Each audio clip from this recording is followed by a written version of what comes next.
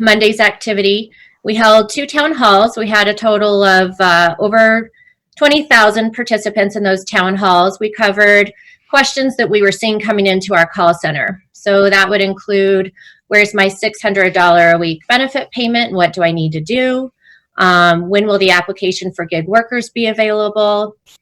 And a few of the top questions, mostly around when can I expect my benefit payment? And those are the questions we're seeing into the call center. So we attempted to proactively address that in the town halls. Both of those town halls are, the English and Spanish are online at coloradoui.gov.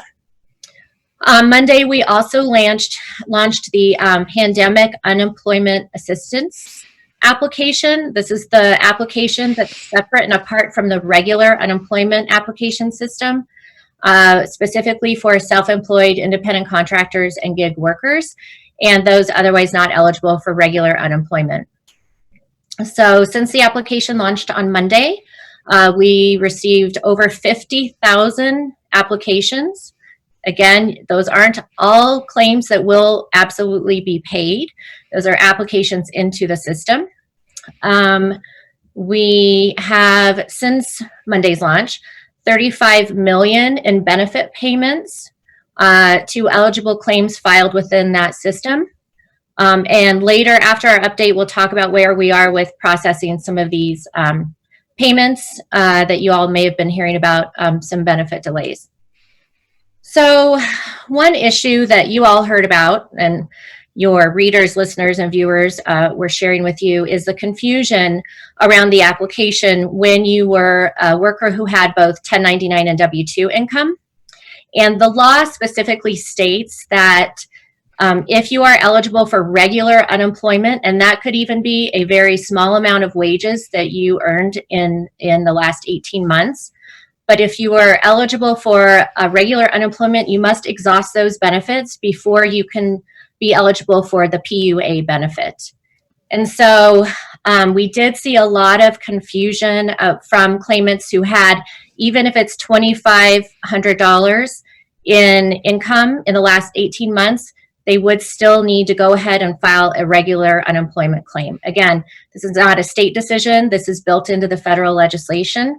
Certainly has presented a challenge for us in accepting these claims and working them through the system. The good news is that for those who are truly self-employed, 1099 workers had no W-2 income. They were able to get in through the application. Application time was around 15 minutes to complete, and are expecting their first benefit payment, which will include their $600 PUC, Pandemic Unemployment Compensation payment. So for those users who did have a combination, and the threshold is actually anything above $2,500 in W-2 wages, those folks within the new application were redirected to the regular unemployment application. We did discover a little bit of a loop that claimants were getting sent in because they would go back into the regular unemployment application just to be told to go file for PUA. That certainly, we understand that logic created some confusion and frustration. So we fixed that in the last 2 days so that they were able to go ahead and continue within their regular unemployment claim. Let's see here. Just staying on the pandemic unemployment assistance, a few things that if you could help share with us, some tips of getting paid quicker on these claims and things that would not delay the processing of these new claims. Generally, and I would say this is for regular UI also, not just this PUA, is we're discovering direct deposit is a much quicker way to receive your benefit payment than the debit card. And that's because the debit card is actually issued by the bank. And so there are production times and mailing times to issue those initial debit cards. And we're discovering direct deposit is a much quicker way to receive your benefit payment. The PUA claimants, the self-employed gig workers, after they submit their claim, within 24 hours, they can go back in. It defaults to a debit card. We would suggest they go back into that claim, choose direct deposit, and that will get them their funds much quicker than waiting for a debit card to be mailed. Also within the application, there's a section where we ask for agreement to an Experian check. This is not a credit check. It's actually an identity check to prevent fraud. Again, if they do not opt into that Experian check, it could present a delay in their claim processing. So again, it isn't a credit check. Yeah, probably. If just a reminder, if y'all could just also mute your phones, that would be great. And helps to prevent identity theft and fraud. Another reminder to claimants is check their spam folders for any communication from the department. It seems though it could be some notices are getting caught up, and we're working on that now, but just a helpful reminder, be sure to watch for all communication from us on, again, all claims, but especially these new PUA claims. Include the email address. It's not a requirement, I don't believe, but again, it's the best way for individuals to communicate with us and vice versa. And I think that's kind of it on the application launch, where we are with claims. I'm going to stop, give one more update, and then we'll go to questions. Pandemic unemployment compensation, known as PUC. This is the $600 a week for all claimants, regular unemployment and PUA, back paid if eligible to March 29th. We stood up the system to begin processing these payments on Sunday. So anybody who made a payment request on Sunday also will have coming to them their retroactive, if applicable, $600 a week PUC benefit payment request. Again, no action is required on the part of the claimant to receive this, and it is all eligible UI claimants, regular unemployment, and these new PUA claims. So totals for PUC, total dollar amount of just over $200 million in benefits for these PUC claims will be going out this week. And again, that is no action needed by the claimant, added to their regular benefit amount and retroactive to March 29th. So with that, I am going to go back up to the top. Wayne, I think we addressed the gig worker claims. It's actually over 51,000, and that's through the new application to pay the pandemic unemployment assistance claims. And I'm going to get through your questions, and then we'll talk about payment delays, because I know that's some questions that you all are getting. Is that through yesterday? Oh, I'm sorry, through yesterday. Yes. Thank you. Sorry. I thought you meant the vehicle, not the date. Thanks, Wayne. Ryan, I'm going to let you speak to Dan's question about oil. Rob, we are again speaking about benefit payments shortly. We'll talk about call center updates. Yep, benefit payments. We gotcha. Jeff, I wasn't clear on how many participants we had in the Spanish town hall. Yeah, I can speak to that broadly. If memory serves, I don't have the data directly in front of me, but I know it's in this range. There was about 4,000 to 5,000 Spanish claimants that attended that seminar. Not everyone necessarily attended the entirety of the time. Well, what I should say is there were 4,000 or 5,000 participants.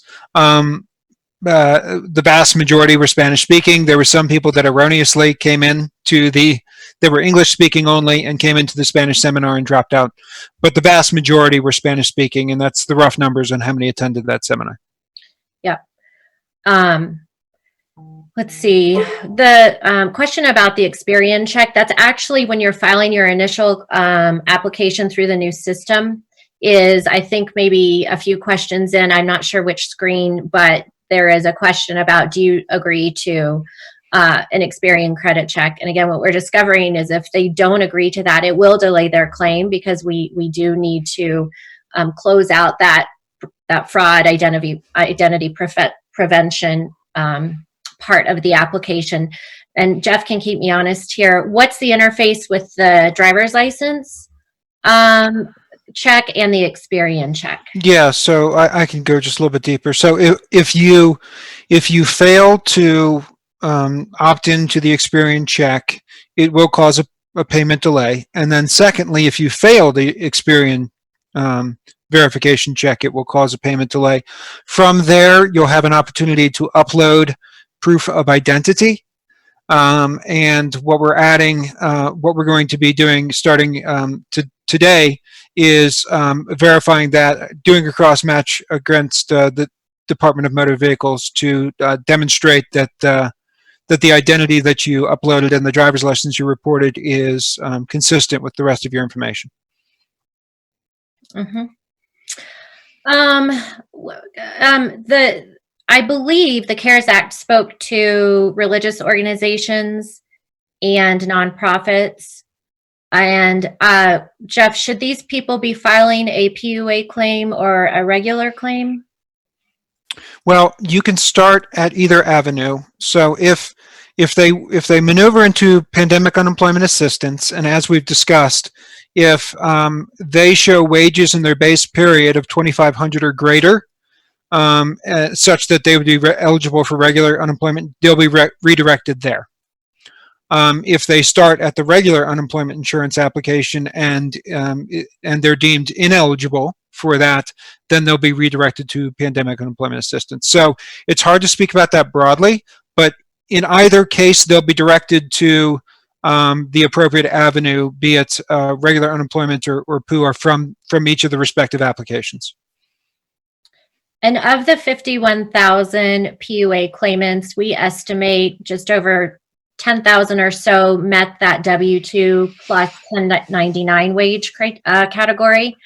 And so, we were actually surprised by the number of, I'm not sure why we were surprised, but number one, we don't even know the universe of gig workers, for starters. Number two, the fact that even if you have $2,501 in W-2 income, you must then go through regular UI, certainly created a messaging challenge. So when we started seeing the number of claimants who met that dual income kind of gig worker, full-time employee status, we actually changed our website to more clearly explain the process for those who have had any amount of W-2 income in the last 18 months.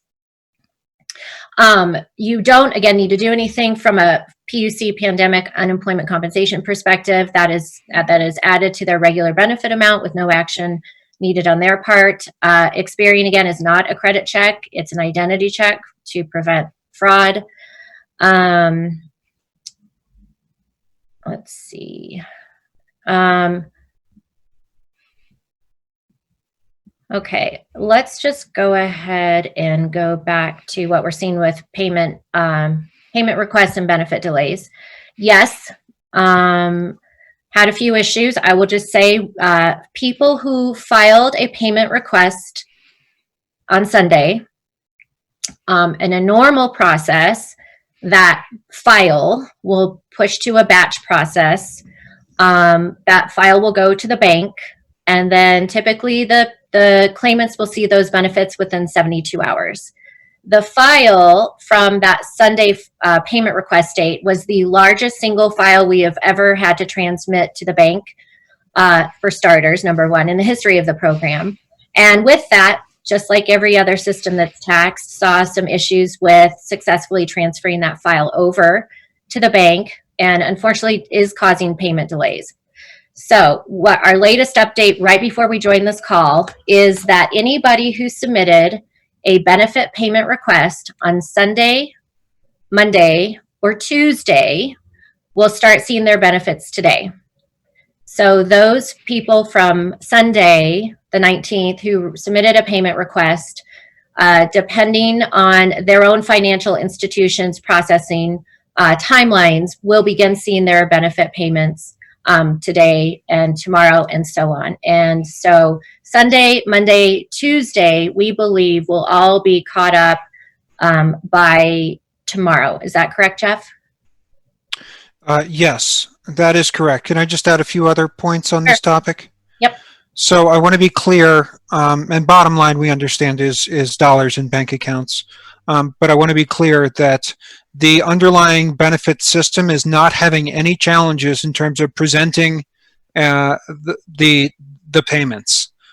So in the batch, it then goes to the bank and then and the clearinghouse bank, and then it goes to independent institutions, individuals' institutions.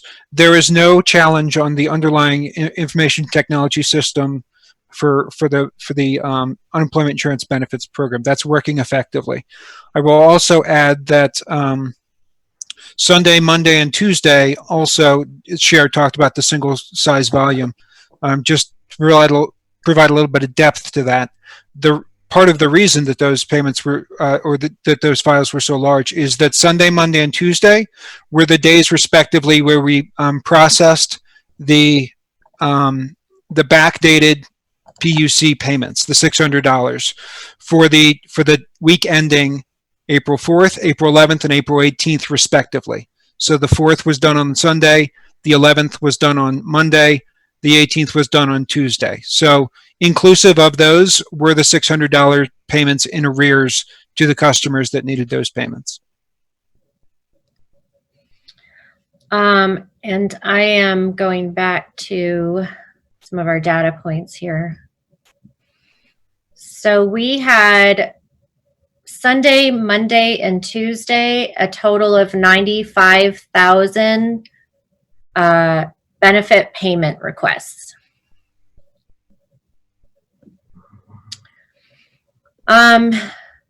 Let's see.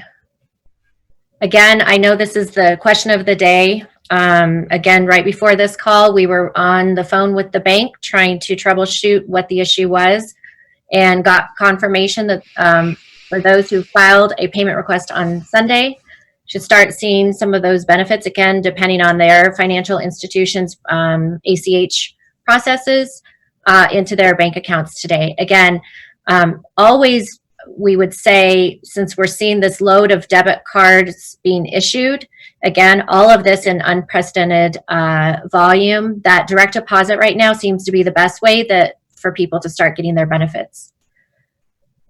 Yes, we are going to send out an update, a release on all of today's call with some of these updates so that claimants know. We're also, we did send out an email yesterday because we were told that they would be receiving their benefits, and that our goal was to kind of calm the nerves of people who were receiving payments, only to discover we had yet another failure overnight. So we will be notifying all of those people who have requested a benefit payment and are waiting on that. We'll send them another email update today. PINs, we're not seeing as big of a delay on issuance of PINs as we have been, unless Jeff has any other updates.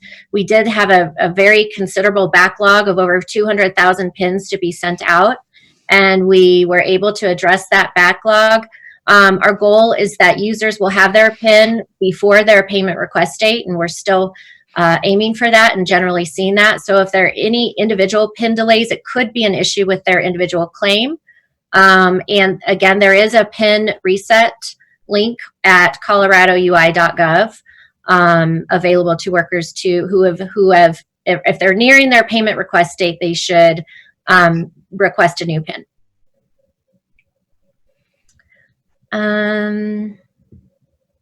Sure, I've got a question on gig workers and the $600 that might be good for the group. Sure. Underlying question is, if they only have 1099 income, do they only get the $600 in pandemic, the $600? The answer is no to that. And it will depending upon what their base income is during the base period. But no, they will get, if they're only 1099 income workers and they have zero W-2 wages, then and they're eligible, they would be on pandemic unemployment assistance, and they would get a base benefit plus the $600, which is a flat number. So Jeff, I think we should speak to what we're seeing with the call center, and then I wanted to go back to Vinny's question about strengths and weaknesses. I think this is a good time for us to assess where we are, what I think has been going well. I will say, with regard to the PUA, the Pandemic Unemployment Assistance System, we literally scoped, designed, built, and deployed a brand new system in a matter of 2 weeks. So I think from a plus perspective, the fact that it's been able to perform as well as it has is a plus for us, considering only 2 weeks ago did we even know federal guidance on this benefit program. A weakness is a weakness every single state has seen, and that these systems have never been built to sustain this demand. And that ACH file transfer issue we saw with benefit payments is a perfect example. Not even are the financial institutions prepared to meet the demand with their clients. So a weakness is the nature of the veracity of COVID-19's impact in how it hits states. If we could just staff up and answer every single question, we would. And we continue to try and do that. And let's talk maybe quickly, Jeff, about the additional call center that went online on Monday. And keep in mind, that call center was designed to only address pandemic unemployment assistance claims. Yeah, so to Cher's point, in addition to staffing up our own call center, we recognize that with the launch of pandemic unemployment assistance and really not knowing what the demand might be on day one, week one, et cetera, we contracted out for a third party to assist with our total numbers. And so in addition to almost doubling our own internal call center, we also added roughly 80 agents in a third-party call center to field pandemic unemployment assistance. Like anything else, when you're starting off from the very onset, there were, frankly, some technical challenges and hiccups that we progressed through. You're talking about multiple technology systems, them interfacing properly, and also getting the new agents the training and the information they need to effectively serve customers. But worked through those issues on Monday and have been effectively serving customers Tuesday and Wednesday via the new call center. There remains some small technical challenges that we're still working through, and we will get better at this every single day. But by and large, we're happy with the addition and the service when people get through, the service they're getting to assist with pandemic unemployment assistance claims. And just a reminder, not only do they not need to take action to receive the PUC benefits, but those are just added to their regular benefit amount. So it won't be in a separate, it won't be a check. It will just be whatever they have chosen, however they are receiving their regular benefits, that benefit amount will just be added to their regular benefits.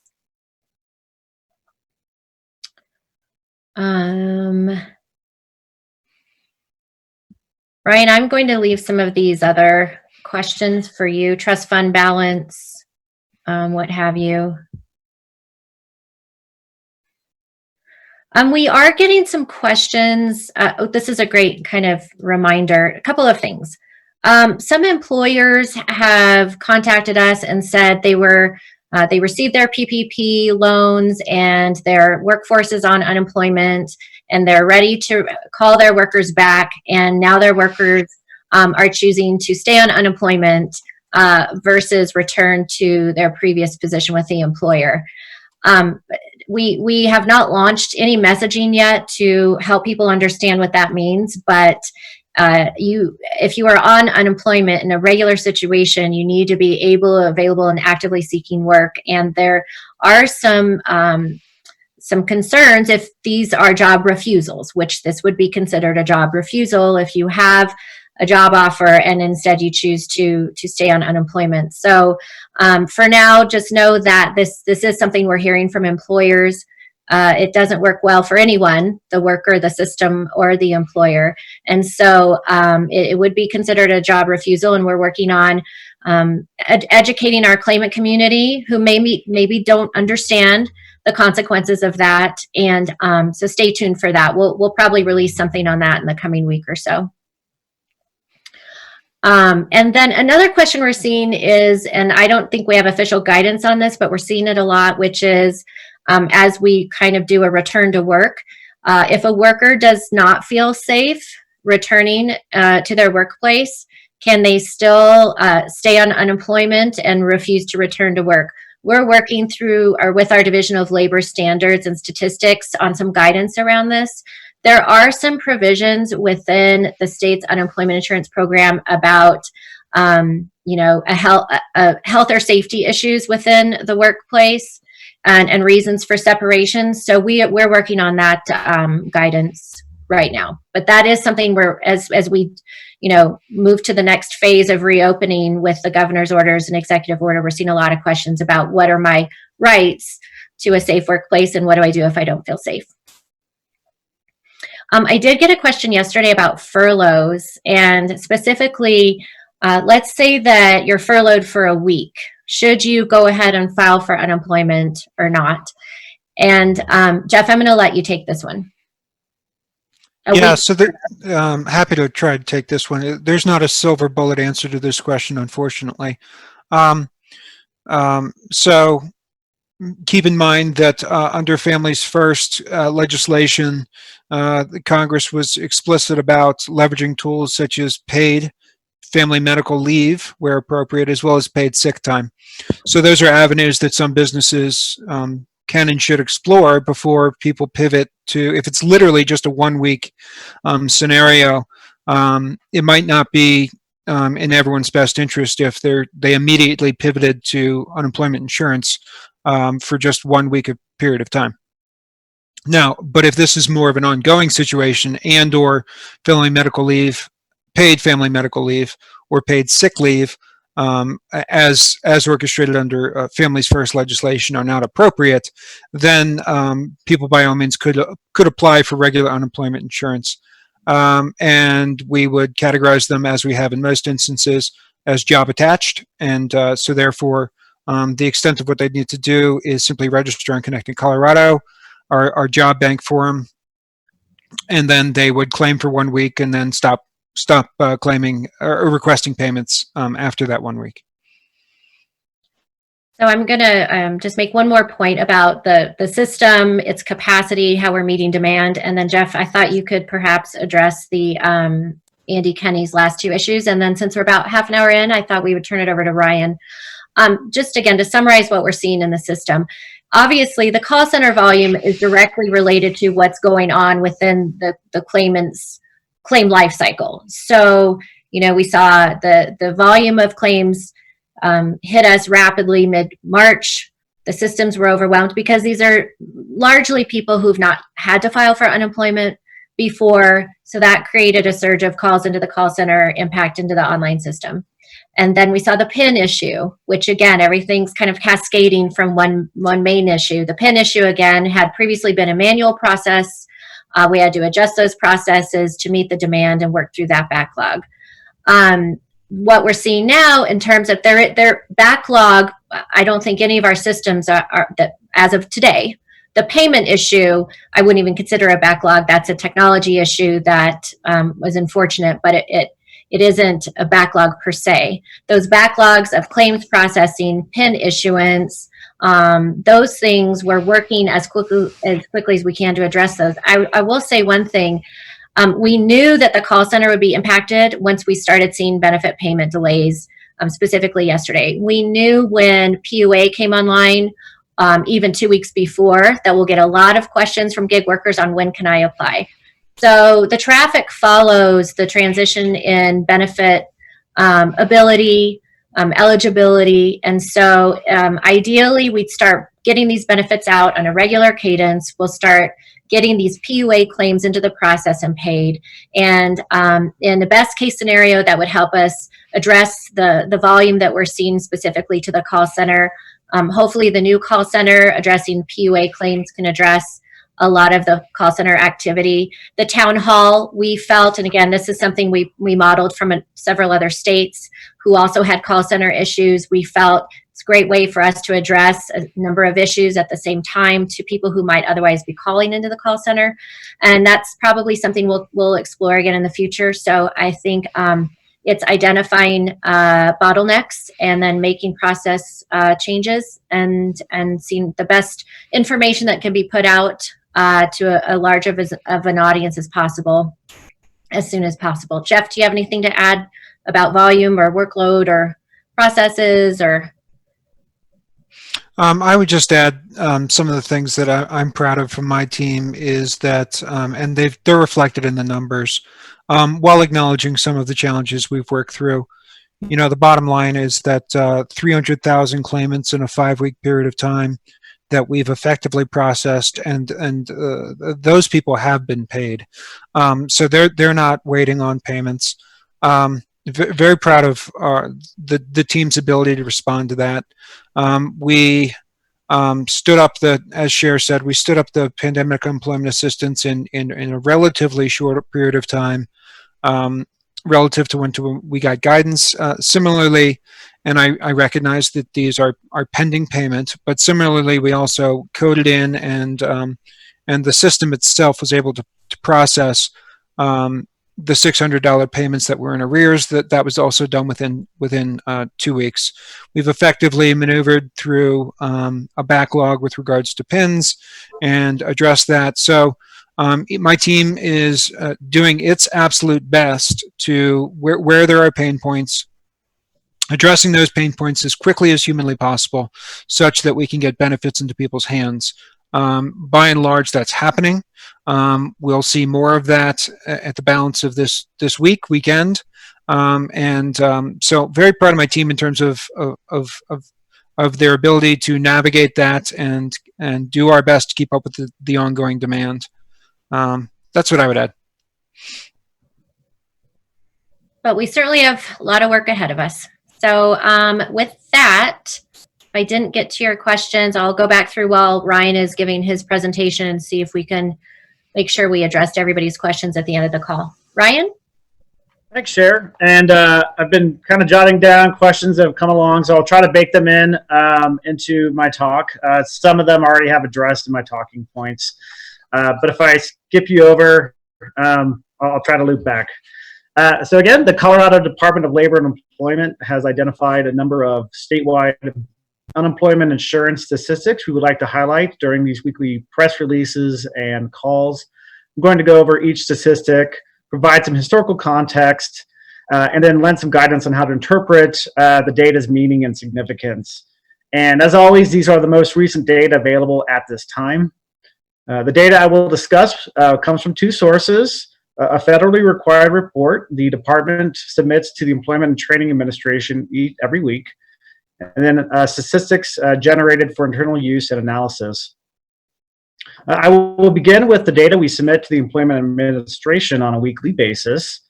These data are the official estimates for unemployment insurance claims activity in Colorado. Every state is required to submit this information, so these data are also comparable across area and time. As always, the headline data are initial claims. An initial claim is one filed to establish eligibility for unemployment benefits. Initial claim data are released on a 1-week lag, so the most recent data available is for week ending April 18th. The state processed 67,334 initial claims for week ending April 18th, including last week. Nearly 300,000 initial claims have been filed in Colorado since mid-March. So we're seeing a nice lineup now with those application numbers Cher mentioned earlier. Based on the household survey, we estimate that around 3.1 million Coloradans were employed in the month of February. Therefore, those 300,000 initial claims would represent about 10% of Colorado's pre-COVID-19 employment base. The reduced claim total compared to the week prior of over 100,000 initial claims is most likely due to our backlog stabilization. Because self-employed individuals, independent contractors, and gig workers were able to file for unemployment insurance benefits starting this week, we should be able to report initial claims estimates for that population next week.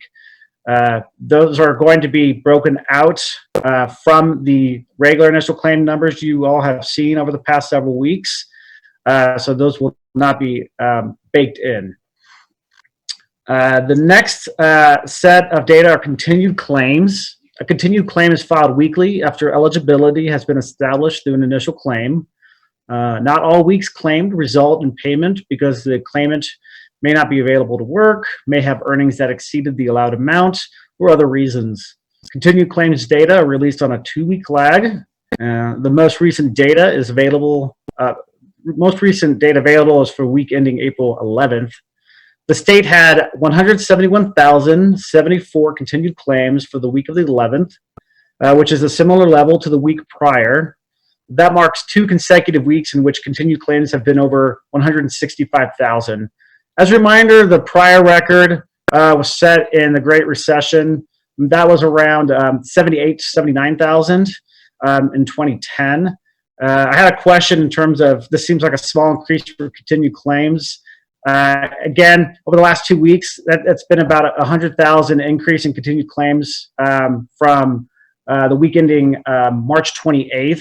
And I expect it to really steadily increase as we start absorbing more of these initial claims. The insured unemployment rate, or IUR, continues to rise rapidly as a result of the steep increase in the number of continued claims. As a reminder, the IUR incorporates continued claims data for the most recent 13-week period and estimates the share of the state's UI-covered workforce claiming unemployment insurance benefits. The insured unemployment rate is also released on a 2-week lag, with most recent data available for week ending April 11th. The insured unemployment rate for the week of the 11th was 1.82%. This represents the highest level for Colorado's IUR since June 2013. If continued claims remain consistent with what we have observed over the past 2 weeks, an IUR of at least 3% could be possible by mid-May. The average weekly IUR was about 3% in 2009 and 2010. Shifting to data that we use for internal use and analysis. As previously stated, not all weeks claimed result in payment. However, we do have data for weeks paid. Number of weeks paid are on a 1-week lag, and the most recent data available is for week ending April 18th. Weeks paid totaled 187,800 for the week of the 18th. And that's a 17% increase from the week prior. Those weeks paid translate to roughly 74 million in benefits paid for the week ending April 18th. And that is for regular UI. That does not include any other programs. The state has paid out close to 166 million in regular UI benefits over the past 3 weeks. The average weekly benefit amount for UI recipients during that period is about $400. Next, I will discuss initial claims, detailed initial claims data. In prior weeks, we have covered Colorado industry-level claims and total claims by county. In addition, we can start addressing demographic trend questions related to Colorado initial claims. This will include age groups, sex, race, and ethnicity. And starting next week, I think we'll be able to incorporate high-level occupational claims data if there's interest in that. Due to timing and definitional differences, all these detailed claim statistics vary from the official figures submitted weekly to the Employment and Training Administration. Therefore, they should not be directly compared to the statewide initial claims estimates. These detailed claims data are available on a 3-week lag. The most recent data available is for week ending April 4th. Colorado industry level claims and total claims by county are already available on www.colmigateway.com. And data for the week of the 11th should be updated tomorrow. But please don't expect access to that data until after 5 p.m. at the earliest. I am hopeful that the collection of demographic and occupational claims data will be uploaded and available after 5 p.m. tomorrow as well. Consistent with the week prior, the 5 counties with the most claims for the week of the 4th were Denver, Arapahoe, Jefferson, El Paso, and Adams. All 5 of those counties had at least 7,000 initial claims for that week. 9 other counties had at least 1,000 claims for that period. Most are located in metropolitan areas. However, Garfield and Summit counties also made that list. As you saw in today's press release, we listed the 5 industry sectors with the most initial claims for the week of the 4th. This is the same top 5 list as prior weeks: accommodation and food services, retail trade, healthcare and social assistance, arts, entertainment and recreation, and other services. Of those 5 sectors, only retail trade had an increase in initial claims on a week-over-week basis. About 2/3 of claims with identifiable industries originated in these 5 sectors. Other sectors that recorded at least 2,000 initial claims for the week of the 4th include administrative and waste services, construction, manufacturing, and professional and technical services. Those 4 sectors represent an additional 18% of industry-level claims for the week of the 4th. And finally, here are some general demographic claims trends we have observed. Those between the ages of 16 and 34 have experienced the largest increases in post-COVID-19 claims versus their 2019 weekly averages. In total, that group made up about 30% of initial claims filed in 2019, while that share has expanded to 48% since mid-March. Since the outbreak of COVID-19 in Colorado and the subsequent layoffs that have followed, females have represented 55% of all initial claims filed. That is meaningful since females only represented 40% of initial claims filed last year. This change is most likely due to the differences in industry and occupational mix and claims activity pre and post COVID-19. We have several categories available for race: white, Black, Asian, American Indian or Alaska Native, and Native Hawaiian or other Pacific Islander. For claims for which we have identified races available, white individuals made up 86% of total initial claims in 2019. That share has remained unchanged over the past several weeks of claims activity. Black and Asian individuals have represented the second largest shares of post-COVID claims, each around 5% respectively. And ethnicity, when available, is broken into 2 categories: Hispanic or Latino and not Hispanic or Latino. Those with Hispanic or Latino ethnicities made up 24% of 2019 claims for which we have identified ethnicities available.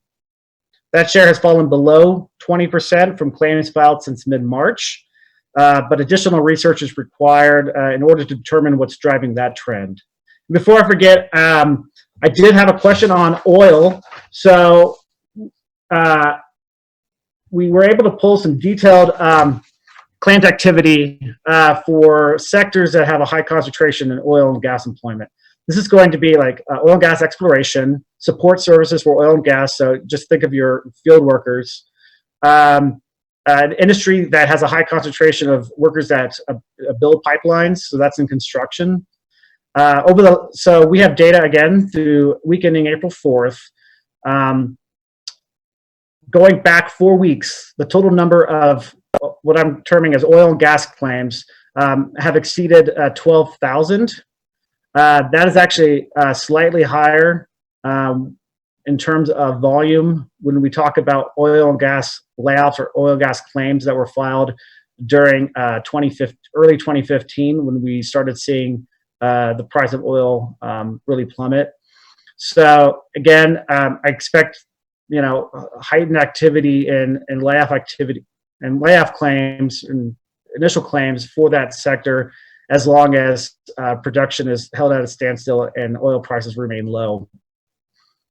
Also, we had a question: is how much money is left in the trust fund? As of yesterday, there was a little over 900 million in the UI trust fund.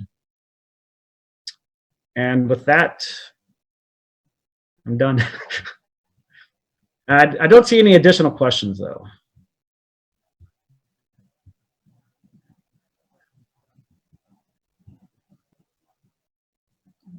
Sorry. Any other questions for Ryan? Or any of us? Some of these that are specific claimant inquiries, I think I messaged most of you privately. We'll have to follow up and get back with you on a couple of those. Jeff, do you know the answer to, actually, Ryan, go ahead and address Olivia's question if you don't mind. Sure. Those 5 counties are really our largest counties. That's going to be Denver, Arapahoe, Jefferson, El Paso, and Adams. And those 5 counties make up about 57% of all county claim activity for the week of the 4th. So we do have some trust fund. How long can the fund last for? Again, like I mentioned last week, we're still in early stages of analyzing that. We really only have a couple weeks of really solid benefit claims data to analyze there.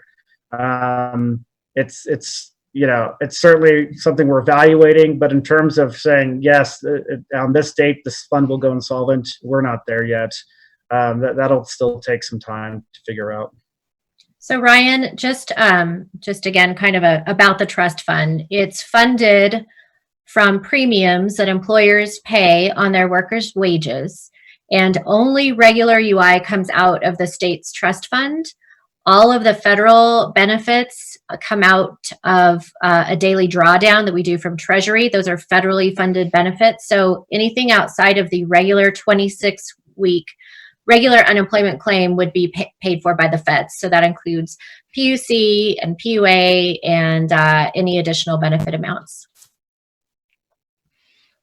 And additionally, sorry, go ahead, Jeff. Sorry, I didn't mean to interrupt. I just wanted to mention it's a nuance, but we waive the waiting week, which is traditionally in place in Colorado, and that has been waived, and the feds are also paying the waiting week. So that's another element that's paid for by the federal government. I did just want to mention real quick too that in May, that's typically when we receive our largest amounts of premiums for the year. So we expect that to be maybe around 250 million. So that will be added to that 900 million level as well. So just to add that. I wanted to just give a quick update on our WorkShare program, because this is another program that again has seen unprecedented demand as everything else has. So pre-COVID, we had fewer than 10 employers participating in this program. And essentially, this is a way for an employer to avoid a total workforce reduction by participating in a program that allows them to reduce the hours of their workforce, letting those workers work at a reduced rate and also collect unemployment insurance benefits. Since the impact of COVID-19, we have seen a dramatic increase, and I think at last count as of yesterday had over 800 employers participating in the program. We've implemented an emergency rule that will, we hope, attract more employers into the program. We had a lower threshold on impact of their workforce, and so we're moving that from 40% to 60%. This program now is also funded through federal benefits. And so again, this is a great opportunity and option for an employer in lieu of a full layoff. They could still reduce hours as needed and get benefits to their workforce. So Jeff, do you have anything to add about WorkShare? No, I was going to add the piece about that also being paid for by the federal government, but you captured that, so thank you.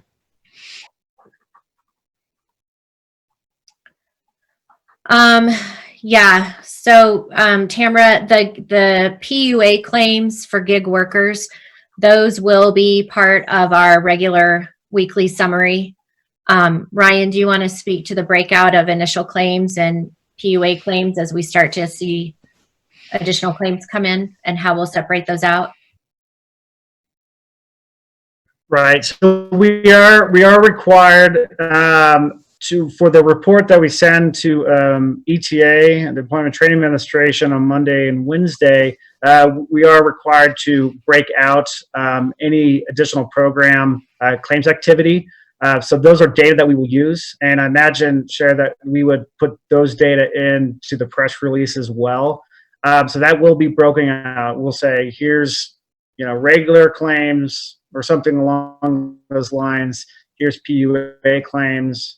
So that's I think our goal. And just to provide clarification, in the press release we noted 30,000 PUA claims. And this morning we reported over 51,000. The difference is that 51,000 is total applications. So that would include some who, again, might be those 1099 plus W-2 workers. And so we felt it was better to give you the entire universe in the call today, which is 51,000. I think if you are reporting on number of people submitting applications, you should refer to that 51,000 number. And in the follow-up press release, we will add that as an update as well. I think, unless there's anything lingering that we did not address, again, we will update claimants on the payment status through a direct email to those folks impacted. We will send out a follow-up press release where we will also share the recording of this press call. And with that, I think we'll go ahead and bring it to a close. So thank you again, and be well, stay healthy, and we'll talk to you soon. Bye-bye.